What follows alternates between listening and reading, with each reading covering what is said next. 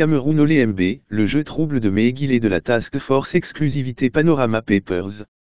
Sous contrat avec l'État du Cameroun, l'entreprise canadienne exige le versement intégral de l'enveloppe consacrée à la construction de la deuxième partie du complexe sportif d'OLMB, soutenu par la Task Force. Inconnu des contrats liés au chantier du COSO, l'entreprise FMA Fayol Magil et autres exige que les sous-traitants lui adressent de nouvelles factures. Une enquête de Joseph Olinga N. Au Cameroun, alors que les regards et les esprits sont rivés sur la 33e Coupe d'Afrique des Nations, CAN, de football qui se déroule du 9 janvier au 6 février 2021, le principal stade consacré à cette compétition force l'actualité. Le 28 décembre 2021, des alertes fusent des plateformes électroniques. Les informations émanant du stade dédié au président de la République, Paul Biya, font état du départ en catimini de l'entreprise maître d'œuvre déléguée, McGill.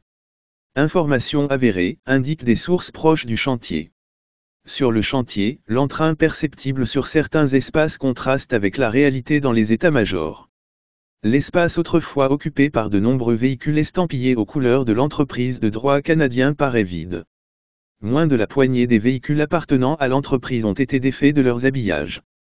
Dans la foulée, les principaux responsables de l'entreprise en contrat avec l'État du Cameroun sont indisponibles. Une réalité qui dure depuis quelques jours. Confirme un employé de l'entreprise, sous anonymat. Officiellement, soutient une autre source proche de l'entreprise, les boss sont en congé comme à chaque fin d'année. Sur le chantier, les sous-traitants s'activent à livrer le chantier, rendu au stade des travaux résiduels, avant le début de la compétition. Mutation. L'absence du top management de l'entreprise McGill n'explique pas à elle seule la fébrilité et la hantise qui se lisent tant chez les points focaux de l'État que chez les principaux responsables des entreprises, sous-traitants de l'entreprise McGill au stade d'OLMB.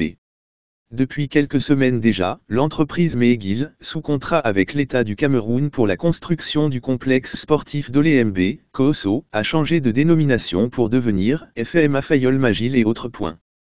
Partie de la dénomination McGill, entreprise sous contrat avec l'État du Cameroun, pour devenir FMA Fayol Magil et autres, la mutation nominative suscite des appréhensions au sein du gouvernement et chez les sous-traitants restés actifs sur le chantier au cours des 5 derniers mois.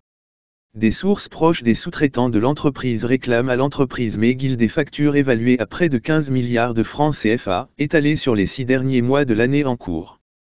Factures impayées. Dans le même temps, explique un cadre d'une entreprise sous-traitant dans le chantier de construction du complexe sportif d'OLMB, McGill a changé de nom et exige que nous déposions de nouvelles factures adressées à FMA Fayol Magil et autres. Exigence transmise par le directeur des projets, Jean Fradique qui indique « transmettre des instructions du directeur général, en congé. » C'est que l'entreprise McGill qui peine à officialiser sa mutation nominale ploie sous le poids des dettes auprès de ses partenaires financiers internationaux. C'est cette réalité qui n'a pas permis à McGill de lever des fonds malgré les facilités qui lui ont été accordées par l'État alors que le contrat initial ne le prévoyait pas. Sous cap, une source au sein de l'entreprise précise que, même si l'État consentait à verser le reste de l'enveloppe consacrée à la construction du reste du complexe à McGill, il lui sera difficile d'assumer ses factures vis-à-vis de ses partenaires locaux. McGill est fortement endetté au Canada, ce qui fait douter de sa capacité à boucler la construction du COSO. Partenaires locaux. Début décembre en cours, une confrontation latente entre le ministère des Sports et de l'Éducation physique, maître d'ouvrage, et la Task Force, gestionnaire des fonds alloués au chantier, logé à la présidence de la République, est apparue au grand jour. Alors que l'entreprise McGill qui a reçu plus de la moitié de l'enveloppe consacrée à la construction du complexe sportif d'OLMB réclame le versement de la totalité du reste de l'enveloppe au MINCEP, elle est soutenue par certaines personnalités nommées au sein de la Task Force. Certains fonctionnaires au sein de la Task Force exercent des pressions sur le MINCEP afin qu'un avis de réception des travaux soit signé au bénéfice de l'entreprise McGill. Un avis qui donne droit au paiement total des factures de l'entreprise. La confrontation qui ne fait plus de mystère au sein du sérail connaît désormais l'opposition du ministère des Travaux Publics, MINTP, ingénieur de l'État dans le cadre de la construction du complexe sportif d'Olémbé qui, lui aussi, veut voir plus clair dans l'exécution du contrat qui lie l'État du Cameroun à l'entreprise McGill.